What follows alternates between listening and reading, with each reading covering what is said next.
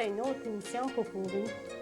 Merci à tous ceux et celles qui m'interpellent sur la rue pour féliciter le canal communautaire pour les émissions que l'on fait et les invités.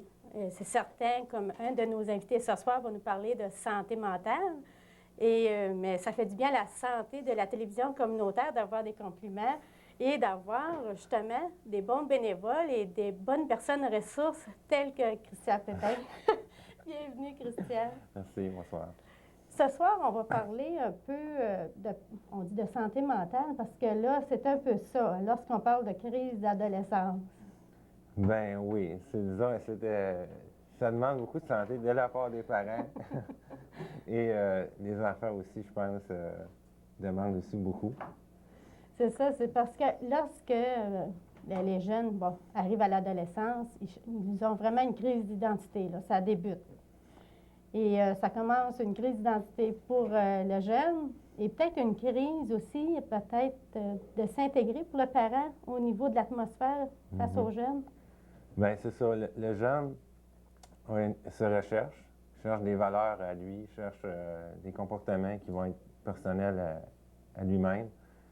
Puis c'est sûr que pour le parent, c'est difficile de s'adapter aussi parce que souvent, il va aller contre ce que dit le parent. Si le parent dit, je sais pas, moi, rentre à telle heure, il va être tenté de rentrer plus tard ou des choses comme ça. Il va aller coucher chez un ami, des choses comme ça. Il va être porté à vouloir dépasser ce qu'on lui interdit. Si on commençait par le début, vers quel âge ça commence justement une crise d'adolescence ou l'adolescence en tant que telle? Bien, disons que l'adolescence, là, il y a plusieurs définitions selon les auteurs. Bon, on va dire que l'adolescence commence vers 12 ans. D'accord. Entre 10 et 12 ans. Ça, c'est la préadolescence. Ça, moi, j'appelle ça l'adolescence. L'après, puis l'avant, puis c'est trop compliqué. C'est trop compliqué, c'est l'adolescence. C'est l'adolescence parce que c'est à peu près la même chose. Préadolescence, c'est comme pour faire plus beau, là, si on veut. Fait que je pense qu'il y a l'adolescence, l'enfance, l'adolescence, là, on va... OK. C'est vraiment un détachement de l'enfance qui débute. Oui. Ça, par quelle façon? Est-ce que chaque jeune vit ça de la même façon? Non, je pense que chaque jeune vit ça différemment parce qu'il n'y a pas un jeune qui est pareil, comme il n'y a pas un adulte qui est pareil. Ça dépend du contexte familial, ça dépend des gens qui sont alentour, à l'école, des choses comme ça. C'est vraiment différent à chaque jeune. Est-ce que nous autres, en tant que parents, on peut vraiment essayer d'éviter ça ou si à un moment donné, on s'aperçoit qu'on a ça dans les mains? Là. Vraiment, là, c'est un cas. Là. Bon, bien, disons que la crise d'adolescence, la crise d'identité, l'adolescence comme telle, bien, ça, c'est sûr que ça fait partie de la vie, fait qu'on ne peut pas s'en débarrasser. On est prêt avec. Quand on a des enfants, ça fait partie du contrat. Ça, à un moment donné, il y a une crise d'adolescence qui arrive, une crise d'identité. C'est sûr qu'il y a des choses qu'on peut faire pour que ça soit peut-être moins difficile. Mais l'éviter, on ne peut pas. Si on commençait à regarder peut-être quelques petits problèmes, on ne fera pas tout le tour parce que c'est, comme tu dis, c'est vraiment différent à chaque enfant. C'est ça. Mais peut-être en gros, il y a les règlements. On a de la difficulté peut-être à faire suivre à nos jeunes. Là. Comment peut-on essayer de peut-être s'adapter l'un et l'autre? Est-ce qu'on doit commencer les compromis un peu plus vieux ou dès l'âge de 12 ans? Je dirais que quand ça commence à faire des problèmes, tant que ça ne fait pas de problème, bon, ça va comme ça. Le jeune est capable de suivre les règlements. Quand ça vient à faire problème, je pense que c'est d'en discuter avec le jeune, d'essayer de lui demander à lui, toi, c'est quoi que tu veux? C'est quoi l'heure que tu veux rentrer pour essayer de discuter avec lui? C'est sûr qu'à quelque part, en tant que parent, on ne peut pas non plus faire les 4 volontés. Là. Si tu dis, moi, je ne veux pas rentrer de la nuit, bien là, c'est de valeur, mais il faut que tu rentres, tu vas à l'école demain matin. Est-ce qu'il ne peut pas y avoir justement un jeu de manipulation par le jeune, dire, ben, tous mes chums rentrent à 11 h, tous mes chums se couchent à 10h30 quand il y a de l'école le lendemain? OK. Bien, il y a toujours un peu ça, puis on peut dire aussi, l'herbe est toujours plus verte dans la cour du voisin. Fait que ça paraît toujours mieux chez les autres parents. Ça, c'est, tous les adolescents vont vous dire, ben là, le père d'un tel, il est meilleur que mon père, puis tout ça. Fait que, il y a de la manipulation, mais c'est une façon de tester ses limites aussi. De voir en tant que jeune jusqu'où il peut aller, parce que c'est une période où, justement, il veut savoir ses limites, fait qu'il s'essaye. Fait qu'il peut essayer contre les règlements, il peut essayer contre l'école, il peut essayer, ça peut être d'autres choses, des activités sportives différentes, des choses comme ça. Bon, là, en tout cas, là, on a essayé de s'adapter soit au règlement ou au comportement, en tout cas, ce qui est alentour. Est-ce qu'on peut essayer de choisir les amis des jeunes? Parce que c'est peut-être important. Bien, je pense que c'est quand même assez difficile C'est de difficile, hein? choisir, parce qu'une fois à l'école, les parents sont plus là, fait qu'ils peuvent bien parler à qui veut rendu dans l'école. Fait que c'est plutôt, je pense, de lui expliquer le pourquoi, Mhm. qu'on ne veut pas qu'il sorte avec tel gars ou telle fille, des choses comme ça. Puis, il faut laisser le choix aux jeunes, là. C'est peut-être plate à dire un peu, là. Mhm. Tu peux plus, à un moment donné, non plus le suivre tout le temps pas à pas, là. Il est quand même plus...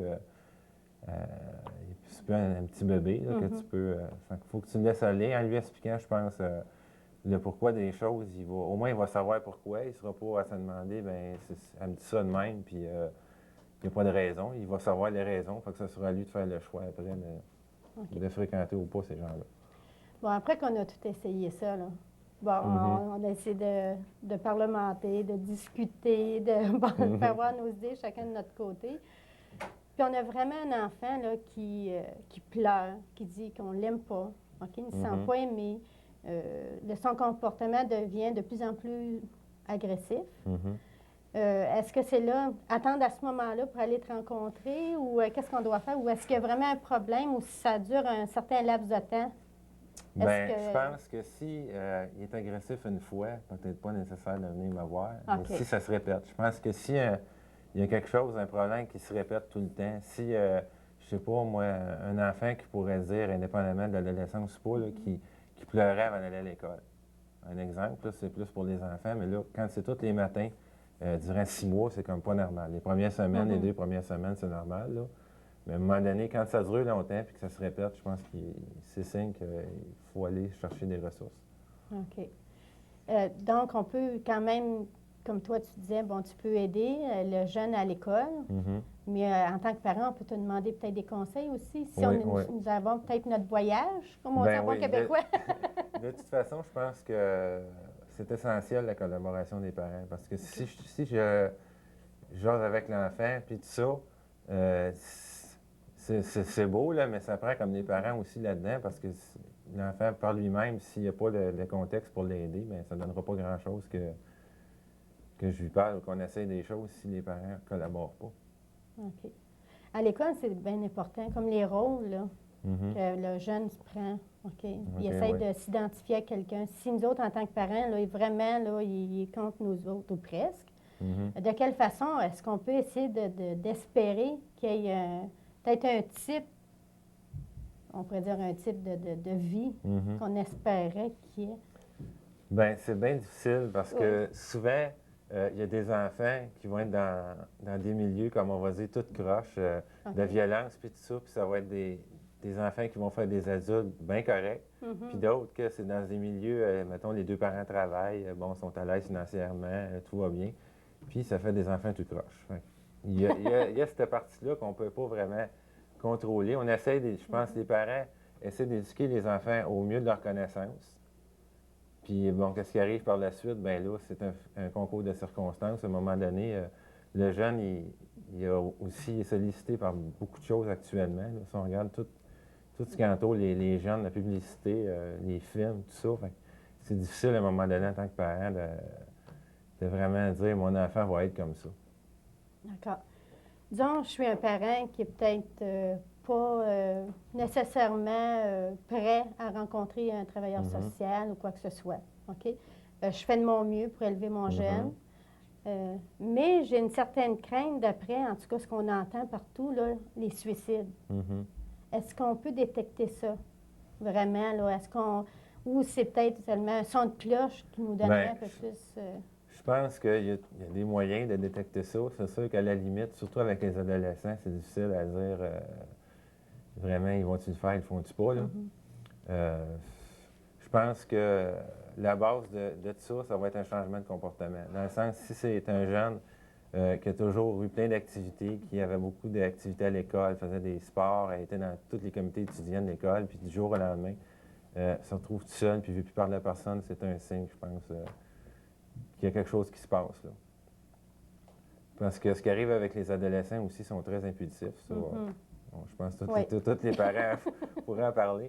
Puis c'est ça qui fait que faut être prudent dans ça. Puis c'est mieux d'en parler tout de suite que d'attendre. Si jamais un parent est témoin de ça et n'est Mhm. pas sûr, son enfant le trouve changé, c'est peut-être mieux de demander une ressource tout de suite. Puis s'il arrive à rien, tant mieux, là. Parce que si on attend trop tard, des fois, un jeune peut décider de faire ça quasiment dans la même journée, là. Mhm.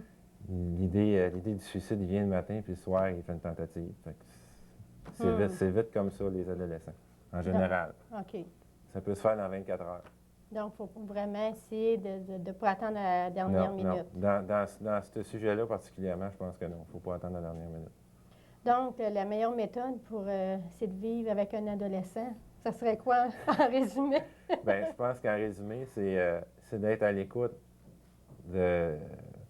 du jeune, que ça soit juste, pas nécessairement au niveau verbal, là. Ça peut être des choses qu'il fait, ou regarder ce qu'il fait un peu, sans être là pour dire t'es pas correct ou c'est correct, mais de le regarder aller, puis d'être disponible en tant que parent, de dire si jamais il y a quelque chose, tu peux venir m'en parler. Puis avec ça, il y a quand même moyen d'avoir pas trop de problèmes.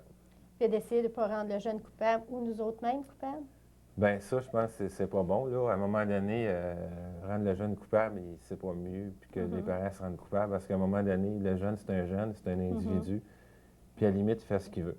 OK. C'est quand même pas, tu pèses pas sur un piton, puis tu dis, fais ça. Fait que se rendre coupable, des fois, c'est pas de la faute des parents. Ils ont fait ce qu'ils ont pu, puis c'est ça que ça a donné. Pourquoi? À la limite, on peut pas le savoir vraiment, là. Pourquoi que l'enfant a pris tel chemin, puis un autre a pris tel autre chemin? Ça, c'est hors du contrôle. Puis peut-être avant que même nous autres mêmes, les parents, deviennent violents, quoi que ce soit, peut-être aller chercher les personnes ressources. Je pense que oui. C'est comme un peu dans tout, c'est qu'attendre à la dernière minute, c'est toujours, les problèmes sont toujours plus gros, c'est toujours plus difficile à régler. Tandis que si on y va avant, quand on sent qu'on va perdre le contrôle et qu'il y a un problème qu'on n'est pas capable de régler, c'est de tout de suite demander une ressource. Puis une crise d'adolescence, ça dure combien de temps? Une crise d'adolescence, je vous dirais que c'est en termes d'années. Oh! Faut avoir là, du courage à deux bras, hein? Oui, je pense que.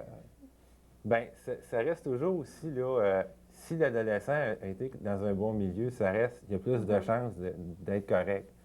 Quand je dis que des fois, il y a des enfants qui sont dans un mauvais milieu puis qui sont corrects, puis le contraire, c'est pas général, mais ça arrive. Ça arrive, OK. C'est pour ça, de pas non plus que les parents disent on a tout donné, bien, c'est ça que ça c'est arrivé. L'enfant a pris un mauvais pli à un moment donné avec sa gang, ou je sais pas, là, bon. Mais c'est pas la faute des parents nécessairement. OK. Donc, c'est vraiment avoir du courage des deux côtés. Et oui, je pense que oui. De l'écoute mutuelle et du courage pour maman et papa. Puis des cheveux gris qui arrivent, hein? Oui, oui. Après la crise d'adolescence, ça peut arriver, oui. Avant de terminer, Christian, bon, on parle des adolescents, mais on va aller peut-être plus en détail ce qu'est un adolescent. Et combien de blocs tu vas venir nous en parler, là? OK. Ça va être 6 thèmes ou 6 blocs. Le prochain bloc, ça va être les caractéristiques intellectuelles des adolescents. Comment la pensée fonctionne chez les adolescents. Très complexe, hein? Oui, oui, assez complexe. Donc, c'est à suivre avec Christian Pépin. Merci, Christian. Merci.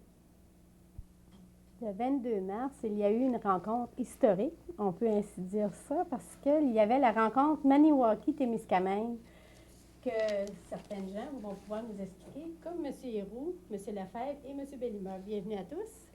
Merci. Il y avait un départ le 22 mars ici à Témiscamingue. Est-ce que vous pourriez nous dire qui faisait partie de ce départ? Oui. Peut-être qu'on pourra en même temps remercier les gens qui faisaient partie de l'excursion. OK. Il y avait à peu près une trentaine de personnes. On était une trentaine de personnes de Témiscamingue. Donc, le maire Labrosse, je pense qu'on était content de l'avoir avec nous comme le maire, puis une personne importante de notre municipalité. On avait aussi le président de la Chambre de commerce, M. Adrien Farran. On avait le président du club 4x4, Rémi Bellimeur, accompagné de ses copains de l'expédition, Michel Bellimeur, Robert Plouffe, Bernard Pagé. On avait le président du club motoneige, Régis Bérubé, le président du club VTT, Jacques Goulet, accompagné de son épouse. On avait aussi le président du club Restigo, Réal Goulet. On avait aussi les représentants de Pourvoirie, Georges Lefebvre, ici présent, Guy Miljour, Jean-Guy Dubé. On avait des commerçants de la municipalité, tels que Gérard Boissonneau, Réal Plouffe, Ronald Lessard et son épouse, Bernard Farran. On avait aussi des étudiants qui nous accompagnaient du secondaire. On les remercie d'être venus avec nous, comme Mélanie Bisson, Hélène Bérubé, Pascal Beaupré. Et puis aussi, on avait l'honneur d'avoir des journalistes, avec Hélène Ouellette et Chantal Dany. Ah! Donc, les médias de Témiscamingue étaient là. Oui. Bon, c'était une rencontre exceptionnelle quand même. C'était la rencontre des gens de Témiscamingue et de Maniwaki pour un sujet qui est chaud en ce moment, c'est le chemin Témiscamingue-Maniwaki, c'est ça? Oui, je pense qu'à partir de maintenant, on n'a pas l'idée de laisser tomber. Je pense qu'on a un intérêt pour la route Témiscamingue-Maniwaki, puis je pense qu'on va y travailler fort. Puis, je pense que le but du voyage, c'était de créer des liens entre les deux municipalités. Je pense que ça a été assez bien réussi. Parce que c'était quand même assez impressionnant. Il y avait au-delà, on dirait, une centaine de personnes quand même, parce qu'il y avait au moins 60 personnes de Maniwaki et une trentaine de Témiscamingue. Donc, il y avait plusieurs gens intéressés parce que ça représentait non seulement les gens de municipalités, mais les gens de différents organismes. Est-ce que, d'après vous, maintenant, il va y avoir un comité solidaire, un comité d'action? Bien, la façon que la rencontre s'est déroulée, puis qu'est-ce qu'on a réussi à mettre sur papier, mettre sur la table, j'ai l'impression qu'on est parti pour quelque chose dans la bonne direction. Que les gens de Maniwaki vont travailler en même temps que Joe. C'est ça qui est important, créer des liens pour qu'on soit capable de travailler les deux municipalités ou les deux régions, être capable de travailler ensemble pour arriver à nos fins. Donc, il y a eu vraiment un comité conjoint qui s'est formé. Est-ce qu'il va y avoir plusieurs personnes qui vont être représentées à ce comité? Oui, nous, ce qu'on souhaite, puis je pense que c'est ça qui va se produire, on veut que tous les maires des deux coins en fassent partie automatiquement. C'est volontaire, mais les maires des municipalités, que ce soit de Formes, Béarn, Témiscamingue, puis de l'autre côté, c'est la même chose.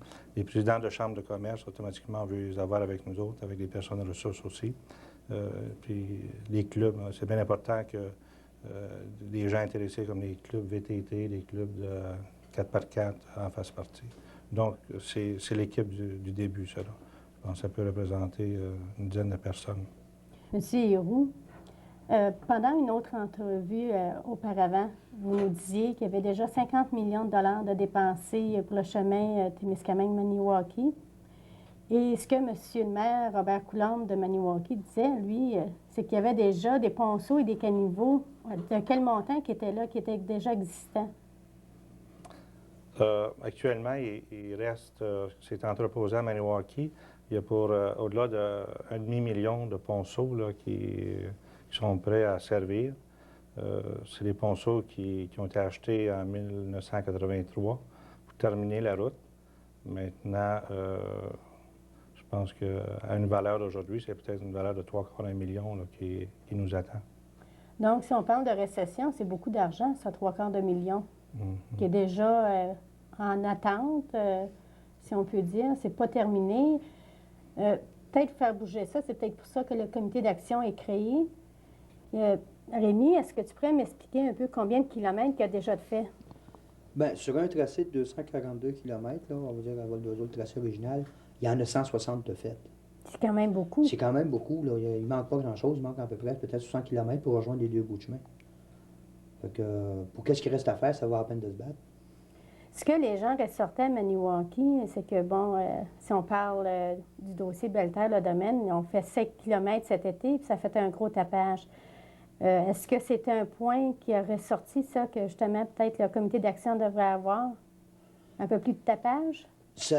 Bien, on serait connaître avec un peu plus de tapage, oui. Mais j'ai l'impression, par exemple, que l'ouvrage qu'on est en train de faire, comme c'est là, même si on ne fait pas de tapage, c'est l'ouvrage qui compte. OK. Parce qu'il y a quand même déjà un chemin existant qui est là. Il y a déjà du sentier existant, on est capable de le faire, on l'a fait l'automne dernier, pour, en fin de compte, relier les deux bouts de chemin qui manquent. C'est une question de se battre vraiment là, pour dire, ben écoute, on a déjà quand même, on peut dire, les 3/4 de fait. Il s'agit rien de faire déboucher. C'est quand même du beau chemin. Ce qui existe, c'est du beau chemin.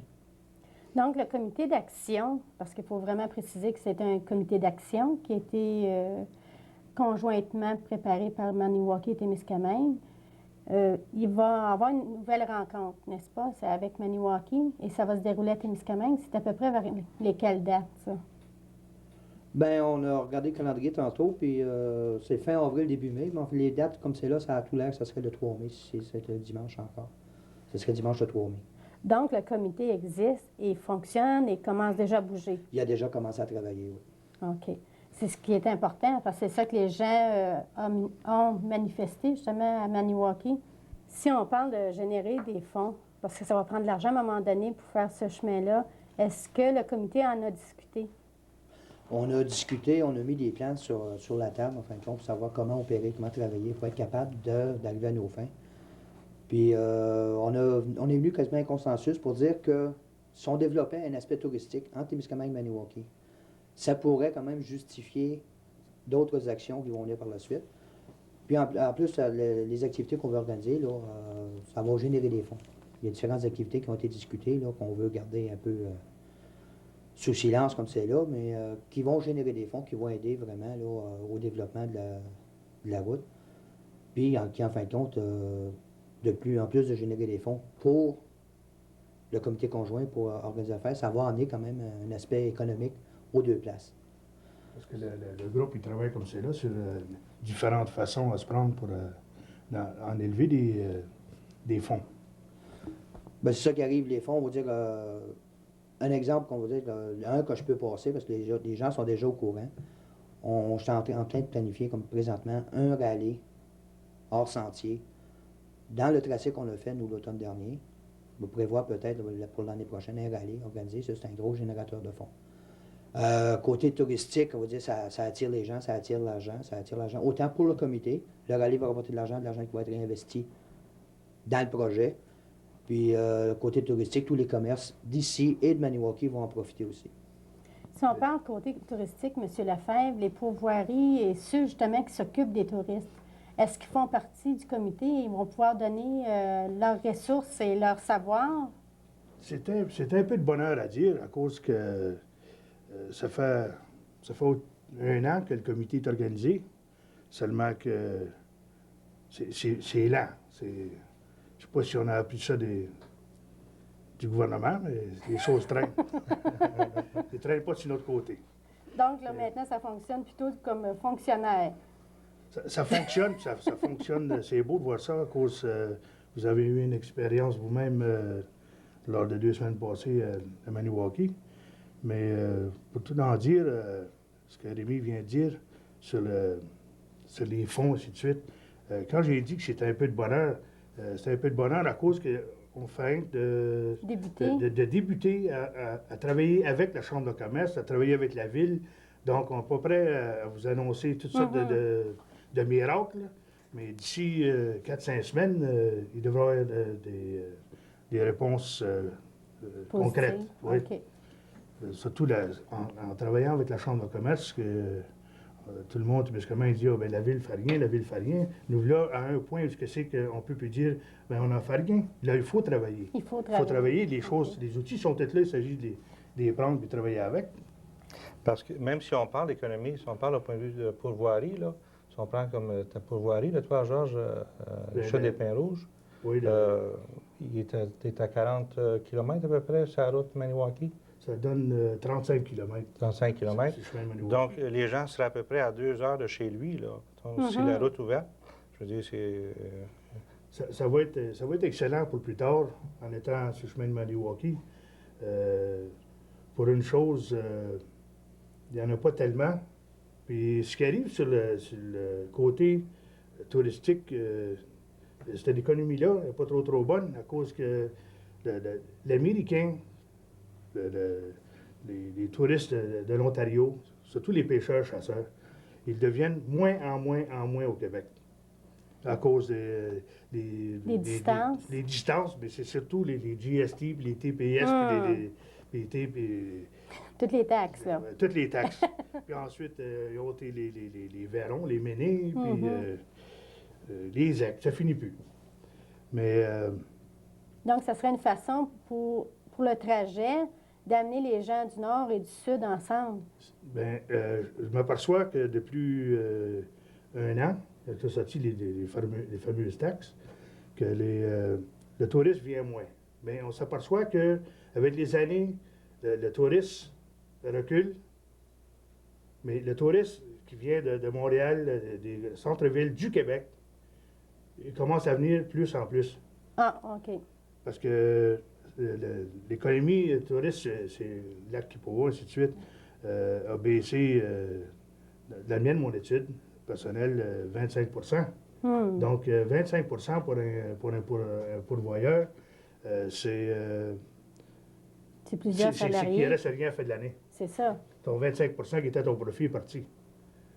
Mais avec les gens qui arrivent de Montréal, de plus en plus, mais je m'aperçois qu'en parlant avec eux, ces gens-là qui sont accoutumés à faire de la pêche, sont accoutumés à aller sur le bord de Val-d'Or, mais ils s'aperçoivent que venir par ici, c'est une nouvelle sorte de pays, puis même leur propre parole qu'ils trouvent c'est plus beau. Mhm. Puis la pêche est excellente. Je ne sais pas si c'est parce qu'ils ont C'est parce que- épuisé Ils ont- la réserve. C'est ça. Si on parle en frais de minutes ou d'heures, pour que ça raccourcit le temps, pour les gens de Montréal, un exemple, c'est combien de temps que ça prendrait lorsque le trajet serait terminé? Bon, si tu prends comme exemple, toi, tu es venu, tu fais dimanche le 22. Tu en parles, il y a 416 km de l'hôtel de ville de Témiscamingue à l'hôtel de ville de Maniwaki. Si on avait pris la route Témiscamingue-Maniwaki, on parle de 250 km, on épargne 166 km. On épargne 1h30. Je veux dire, ça ne sera pas plus loin aller à Maniwaki que d'aller à Rouen maintenant. Mhm. C'est quand même appréciable, hein? Oui. Parce que les routes, c'est quand même assez long. Donc, les gens, que ce soit des gros centres, ils veulent diminuer ça aussi, ce temps-là, parce qu'ils sont pressés. Le dimanche, on était parti à 7 h du matin, puis on est rentré à midi et demi. Minuit et demi? Minuit et demi. Mais, Ah, pour le retour. dîner, OK, c'était pour le midi et dîner, demi. oui. On aurait pu être là pour 9h30 si la route avait été ouverte. Quelle différence, C'est hein? le temps. On aurait pu passer la journée. Donc, le comité d'action veut vraiment bouger et fonctionner. C'est ça que vous avez mis en place.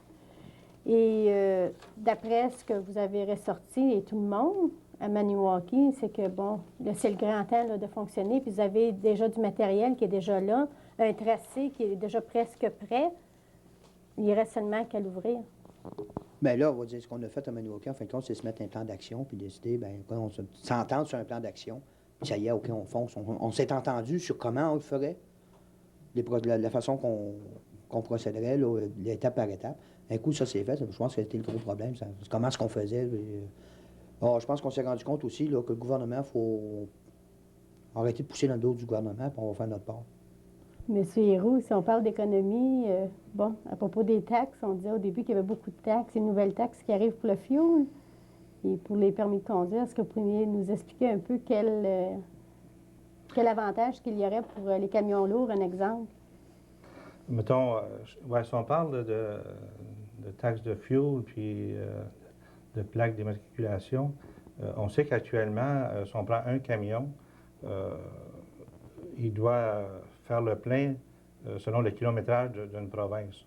Donc, si on prend un camion qui part de Témiscamingue, ça va à Montréal, au port de Montréal, il y a à peu près 10 des dépenses qui est remis à la province. Si notre route était ouverte, ça pourrait dire que la province peut récupérer 100 de ces dépenses-là au point de vue fuel puis au point de vue plaque. Je pense que c'est avantageux pour la province. Mm-hmm. Si on parle d'un camion, mais si on parle de 10, 20, puis peut-être 2000 trajets à Montréal par année pour une compagnie, puis il y a des compagnies à Béarn, il y a des compagnies un peu partout qui pourraient se servir de ce trajet-là puis laisser leurs taxes au Québec. Mm-hmm. C'est quand même intéressant encore pour l'économie. Sans compter, ça coupe le trajet par moitié. Quand on comprend les heures, il faut aller à Montréal, c'est 9, 10 heures, 11 heures. Puis en passant à travers la charmante belle traverse, c'est une affaire de 4-5 heures. Mm-hmm. Donc, c'est bon pour l'économie. Ils peuvent doubler le produit. Donc, vous êtes revenu de là vraiment positif.